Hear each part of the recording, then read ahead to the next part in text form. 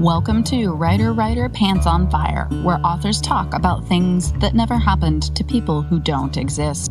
We also cover craft, the agent hunt, query trenches, publishing industry, marketing, and more. I'm your host, Mindy McGinnis. You can check out my books and social media at mindymcginnis.com, and make sure to visit the Writer Pants on Fire blog for additional interviews, query critiques, and more at writerpantsonfire.com. Make your pages look professional with Vellum. Margins, headers, page numbering, font, line spacing all happen automatically with every book you create. Generate ebooks for Kindle, Apple Books, Kobo, and others, or deliver a beautiful print book to your readers. Visit tryvellum.com/pants to learn more. Vellum. Create beautiful books. We're here with Ashley Audrain, whose first novel, Push, released earlier this month. It is up my alley because it covers something that I think a lot of people don't like to talk about, and that is the possibility of a truly bad child. So why don't you tell us a little bit about the book? Sure. Thank you for having me, Mindy. Yeah, the Push is about a woman named Blythe Connor, and she comes from a history of women who have struggled greatly with motherhood, her own mother and her grandmother in particular. And she's determined that she's going to break the cycle, that she's going to be the warm, present, engaged mother that she herself never had.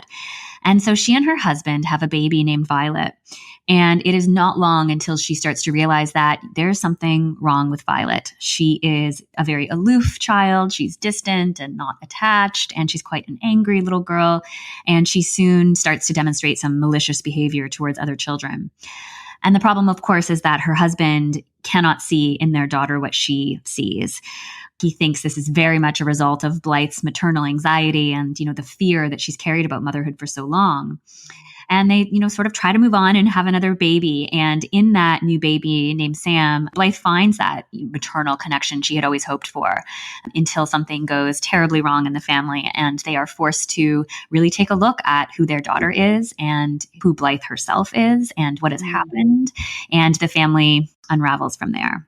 So much going on there. I love that you made the decision to make the bad child a female.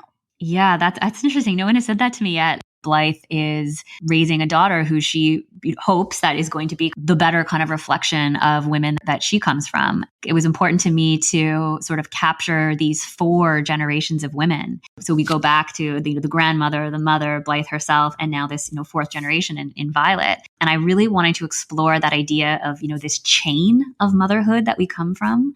What we, as women, sort of the women that recreate, the females that we create in the children we have, what we can't help but pass along to them, what we try to pass along to them, explore that kind of balance between, what is innate in us, totally innate in us as women, and what is, the learned behavior that we have as women especially when it comes to kind of our maternal behaviors.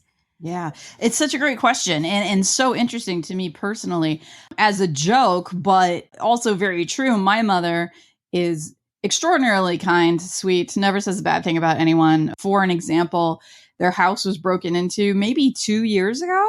And my mom came home, discovered it, and didn't call the cops because she, and I quote, did not want anyone to get into trouble. That's hilarious. So yeah, that's my mother. That's so sweet. Oh yeah, she it's okay. I'll clean it up. That is the hereditary line, and it's very true. And I was fortunate enough to know my great grandmother.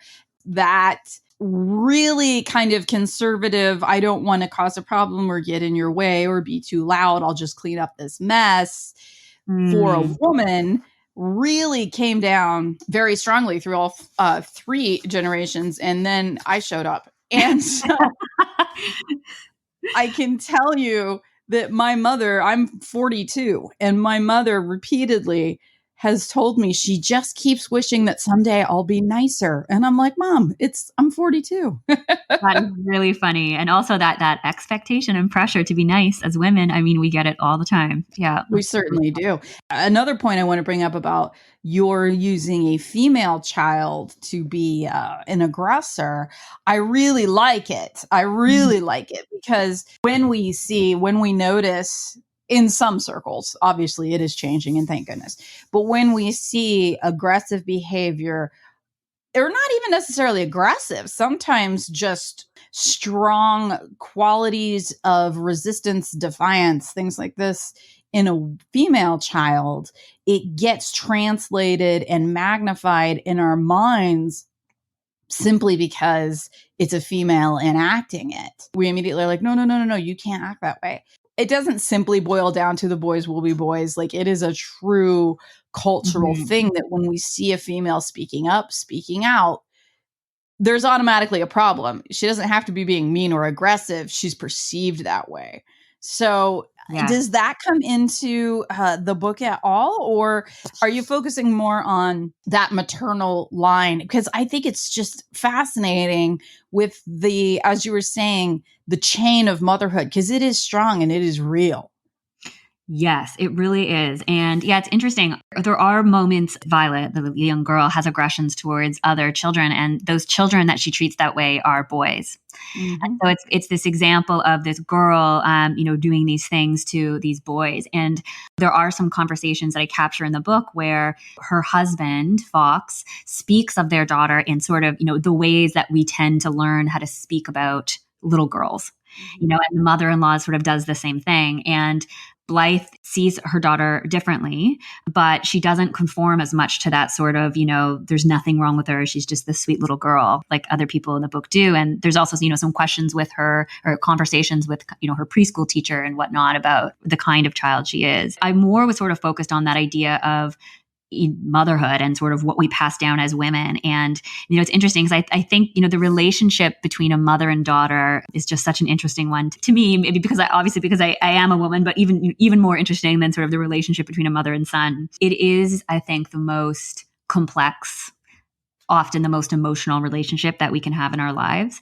And, we look at our mothers and I think you just spoke perfectly to this, but, we see things in our own mothers sometimes that we don't see in ourselves or we do see in ourselves, whether we like to or not. But I think we're always quite conscious of it. Like we're all quite, I think, conscious of, are we being like our mother right now? Yes. And it's almost sort of become an insult, for someone to say, oh, you're being just like your mom. That's so interesting to me that kind of we speak that way about how we think of our mothers. And the other thing about that I kind of wanted to explore here, and that's really interesting to me, is I think as daughters, we think we really know our mothers so well. Like we really feel like we completely understand them. We are so close to them. We kind of know them inside out. Many of us, I'm speaking, broadly, we didn't even know who our mothers were as women before they had children. We do understand and see our mothers through such a narrow lens when you really think about it.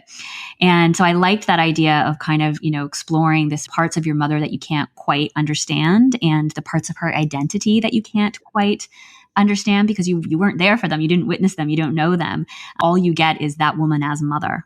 I wanted to explore that by looking at kind of the backstories of Blythe's mother and her grandmother as well. I think it's so true. We do view our mothers only through that very narrow scope of motherhood, and we don't think of them as actually women, I think, very often. Mm-hmm. And I think that's particularly damaging because, it is something that we say often as teenagers. We'll be like, oh, you just don't understand me. Yes. Of course they do. Of course they do, because they were teenagers once too. And of course that's true across the gender spectrum. But I think particularly for girls, and especially like my generation, and I think probably yours as well, our mothers are probably more in that mold of, well, at least where I'm from, because I live rurally, a little more in that mold of what a woman is supposed to be in an old-fashioned conservative sense. So it's hard to think of them as being, my mom grew up in the 60s, right? Yes. Yeah.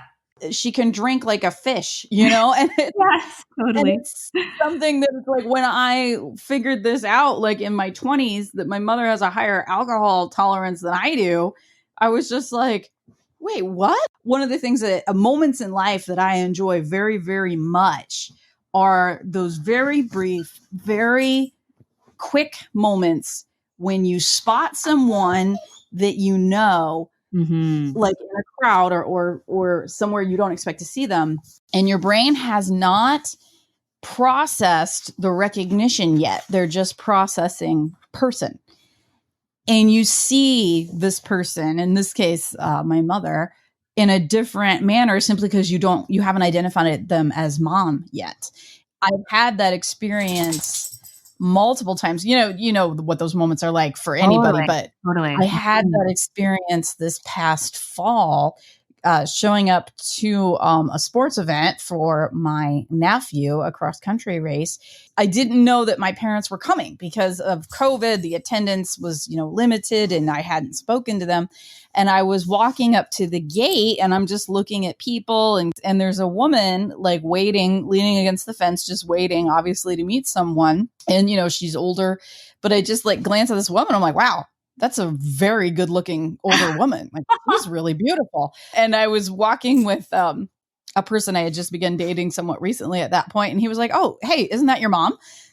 And I was like, oh my God, that is my mom. And it was just this moment where I was like, my mom is very, very pretty, and I just I love had this experience of seeing her just as a person. Oh, that's such a good example. That is a really good example. Yeah. And I know exactly what you mean. And I've had that moment too. I've totally had that kind of moment with my own mother. And there's a couple scenes in the book, or maybe at least one scene that kind of captures this. But that idea of, and I don't know if you experienced this when you were younger, but you would be, a child, and you would go to bed. You'd be like sent for bedtime, and then your parents would have friends over. Like there would be something social happening in your life. And I can totally remember that feeling of, being in bed and kind of trying to fall asleep, and knowing that my parents were like having this sort of experience downstairs that was like social with other adults, and their voices changing and their conversation style changing. And that being like feeling very shocking and feeling very intriguing. It's uncomfortable, I think, as a child sometimes, because you feel like that's a different person downstairs in the kitchen. It's so interesting to me. And I'm sort of a little bit conscious of that now. And I my oldest kid is 5, so, he's not quite there yet, but I still do kind of catch those moments where I sort of see him kind of standing off to the side, sort of watching me in conversation with somebody, completely out of my mom identity, but in a different identity. And it is such an interesting thing. And your example about adults gathering and the children being there is very prescient, very accurate. I know, having those experiences as a child, if I needed something suddenly, like if I wanted to drink, or if I wanted to go downstairs and ask if I could have, another cookie or whatever, I would hesitate in a way that I never would have if it was just my mom downstairs, because she's not just my mom now. Like I'm going down there, I'm intruding on this new person, this different person. I remember that kind of feeling of almost like embarrassment. It's funny how visceral that feeling, that memory is for both of us. It reminds me of, there was this book, it was called Women in Clothes. And I think it came out maybe 2012 or sometime around there, because I remember I had just started working at Penguin when it came out. And it was more of like an anthology, like a collection of essays about women writing, all kinds of perspectives and stories and articles about their relationship with clothing. And there was one article that really stuck out to me, and I should go back and read it now. I haven't read it in a long time, but it was a woman talking about how she wanted to go back and look at pictures of what her mother wore before she became a mother. And how it gave her a completely different perspective on how she considered her mother at that time. And I thought that's so interesting because, it may seem like a frivolous thing to be, thinking or talking about clothing, but I mean, clothing is such a huge part of our identity and how we express ourselves. That's also quite interesting too. Like, I think, there are all these little sort of artifacts of the way that we kind of see our mother or can understand her. It's very true. And my mother, apparently this is a story that gets tossed around in the family because it is highly amusing, but she had gone to college. Again, we live very rurally, and she went to a tech college, like to become a secretary. She went to Columbus to go to like a 2-year college. And right around the time she had left home, apparently there was a woman roughly her age and looks very similar to her working in pornography. And people would notice this and be like, oh my God, like she left home and really just cut loose. And apparently, Bad luck. yeah, a real stroke of bad luck. And apparently my grandma and my grandfather had to have like these really uncomfortable conversations. And my mother was just like, that is not me. That is very funny. Oh dear. That's not But it's nothing. also like when my mom told me that story, of course I was older. Oh my gosh, ha ha ha. But then I was like, oh wait, you do have sex though. Yeah, exactly. That sudden realization. Yeah. It was funny and then shit got real. Yeah. Yeah. The new year is an excellent time for a fresh perspective on your life.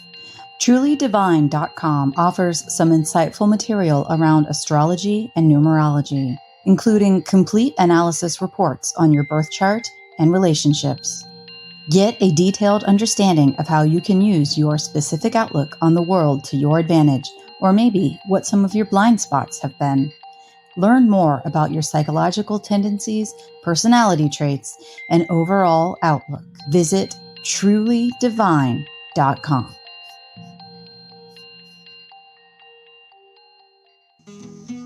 The Right or Wrong podcast is a chapter-based fiction serial that invites the audience to participate in the craft of storytelling. With a focus on original tales of the unexpected, host Patrick Emile presents bi-weekly installments of exciting audio plays, leads spirited discussion with a bullpen of diverse co-hosts, and ultimately offers 2 prompts of plot continuation. Listeners can vote online for what they feel is the strongest choice. Interactive and intense, you'll be hooked as the fiction unspools and intrigued by the commentary that provides a glance inside the writing process. Visit Right or Wrong, WRITERWRONG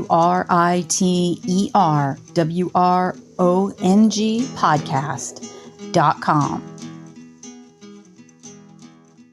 So you mentioned working in publishing. I know that you were in the industry for a while before you went to the other side of the desk as an author. So why don't you talk about that and about that transition? Sure. Yeah. So I started my career in PR, like working for PR agencies, doing more like consumer marketing. I really liked that, but I did sort of feel this kind of missing connection to, what my passion was, and that was writing and books and reading. And I was very fortunate to have the opportunity to move over to Penguin Canada to work as their publicity director, because it can be hard to get a job in publishing. And so I was lucky to get that job, and I really felt like a kid in a candy store when I went into the office every day, because, I loved doing, marketing and communications and publicity, and that was still my role. But it was surrounded by some of the best authors in the world and books every day. And that's, obviously what we all kind of hope for. I had been writing a lot leading up to that, weekends and nights, and writing had always been such a big part of my life. And it was, what I had hoped to do. But of course, you have to have a job that pays your bills every day. I did not write much when I worked at Penguin. I kind of just let writing sort of go to the side. And I think it's because when I was in that job, well, first of all, it is very humbling to work in publishing, especially at, one of the best publishers in the world. But more so, I was doing so much reading at that time. And when you work in publishing, you have to read everything. You have to read the books you're putting out, as a publisher. You're reading competition, you're reading the bestsellers. And I read wider than I ever had before, like far more commercial than I had before, and also far more literary than I had before. Looking back now, I did not realize this at the time, but looking back now, I can see that that was its own very powerful education in writing, to be reading so voraciously and so widely. I really loved working at Penguin, but I left in 2015 to go on maternity leave with my son. We are, very lucky to have a year maternity leave here in Canada. I guess around like the 6-month mark or so, I started to write again. I just felt this really compelling urge to write about motherhood. And the story felt urgent in me, and felt that was what I wanted to do with, the precious few hours I had every week when I wasn't, in mom life. And so it kind of happened from there. And I didn't go back to my job for a couple of reasons, but I really wanted to pursue the writing. That sort of was, the end of my time at Penguin as a publicist, but I'm there now as an author. So it's kind of come full circle for sure. So that was sort of how the writing journey for the novel began. I know as an author, I never worked in publishing previous to being an author, but I've been publishing now since 2013. I work just freelance editing for aspiring writers. I've had a lot of luck with it, especially during quarantine. So many people who had said, Oh, yeah. someday I want to write a novel, just did it, which is wonderful. So Now I've is had the a lot time. of editorial work come in, and it's been such an experience having words just be my entire day and life, where I'm reading other people's words, giving them advice on how to make things better. I'm looking at writing from a completely critical standpoint, like not getting lost in the story or anything of that type, completely deconstructing everything that I'm reading, then moving into creating something of my own and having to turn the critical parts off so that I can just let some flow happen. And And it then is in the two different evening, mindsets, right? It's two oh, very different completely. mindsets. Yeah. Oh, yeah. Completely different interaction with the words. Maybe in the evening, reading. Oh, right. And that Yeah. kind of stopped, I have to tell you. Yep. Yep. I hear you. Reading during the pandemic, in this pandemic life that we're still in, I have gone through different relationships with reading as well, times when I just couldn't do it and then times when I sort of needed it. Do you find that your editing work, like your manuscript help for other people is helping your writing as well? For Has it made sure. you a better writer? Yeah. Interesting. Yeah, for sure. Mhm. It's also humbled me incredibly because I was always very confident in myself and self-assured and verging on being egotistic because I was in my early 20s. But I really believed at that time in my life that writing was a talent, that it was a gift, Mm. that you had it or you didn't. And wrote and wrote and wrote. I think I had finished at that point like 3 novels, and of course was convinced that they were all Pulitzer worthy. Came home and was not in college anymore, was married, having absolutely zero success with my writing, just rejection after rejection after rejection, Mhm. and just feeling like this undiscovered genius. And it's so interesting to me because then, of course, through 10 years of further life experience of improving and learning and accepting criticism, I actually became a good writer. I went back and looked at some of the stuff that I had written early, and it was so bad. Like, that's not Gosh, like yeah. mock humility is terrible. And so I bring that to my editing. I mean, don't get me wrong. There are times when I'm editing and I'm just like, really? This is super basic. You should be able to do this. And then I'm like, but could you? Could you Like, exactly? Yeah. really? Like, Just Mindy, how could far you you? because it really is just about the practice of it. Talent, for sure, that is a part of it, but so much of it is the hours that you spend doing it. Yeah, for sure. Oh, I totally get that. Before you left Penguin, when you were so immersed in words and publishing and in that everyday truly grind of Mhm. having a relationship with words of every minute of the day, were you still attempting to write at that time, or had you set that aside? I had really set it aside, and it wasn't so much a conscious choice to do that. It just sort of was the way things happened. Looking back, I think I sort of knew that I had other things to learn. And I think that's why I was so compelled to read so much. I think that's kind of where that came from. Yeah. So I really had kind of put that aside. I mean, I always had kept that dream. I always kind of felt that dream, that want to do it. And, to write, but also to get published and that pursuit of it. I remember before I started working at Penguin, I always had a writing class that I was in, didn't have any kids. And so I had, all Saturday and all Sunday at that time in my life kind of to myself. And Yeah. so I would sit for 8 hours and write. And I was kind of working on, pieces here and there and, testing out ideas for a book and kind of doing assignments for these writing classes that I was in. I loved it. I just loved it so much. And I that had really convinced me just of the joy that writing brought to me and how like connected I felt to it. It is kind of strange that it sort of fell away when I was, working for those couple years in publishing. But again, kind of in hindsight, I can see that as sort of it was almost like the other part of my brain was kind of turned on at that time, kind of just absorbing, just learning through seeing how it worked and also just reading, so much more widely. It didn't surprise me at all when that urge, that kind of like rush to need to write again came back to me as soon as I left that job. That whole time, the ideas were brewing. Like an urge is the best way to describe it, like just a real creative urge with something to say. Like it's interesting, you hear writers say, write this, the story that only you can tell. You have to write what's kind of burning in you at that moment.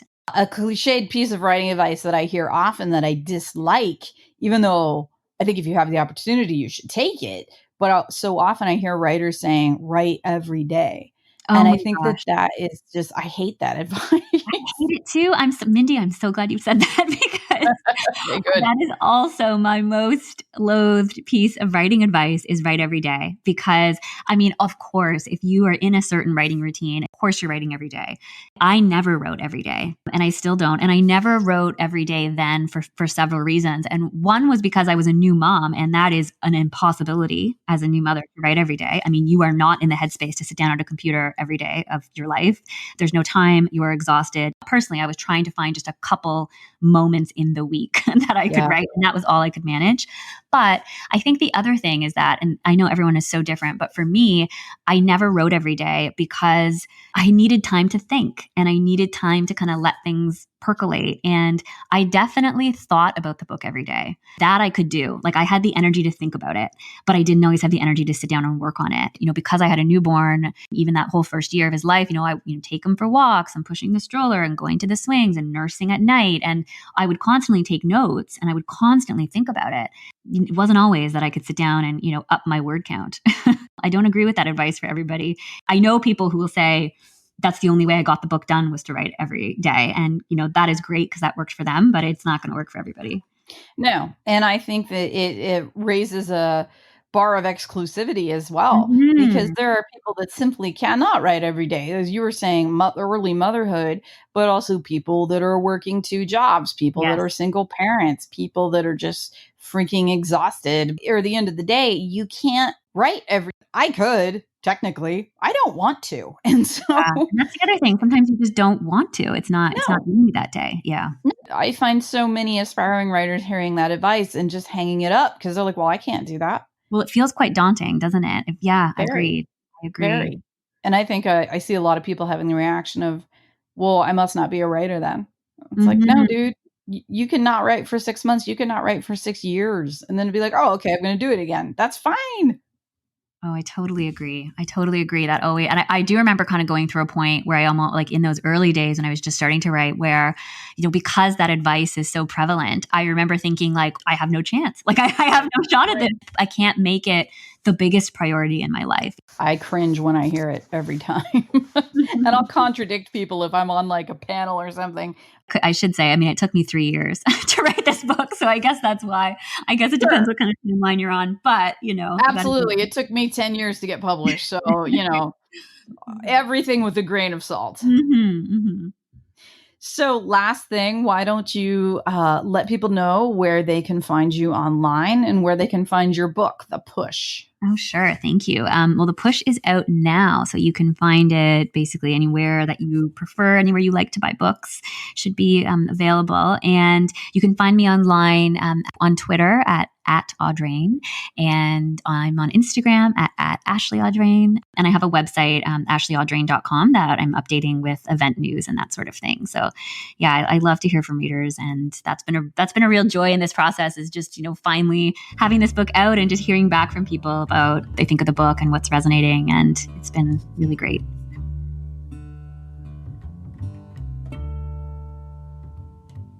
Writer, Pants on Fire is produced by Mindy McGinnis. Music by Jack Corbel.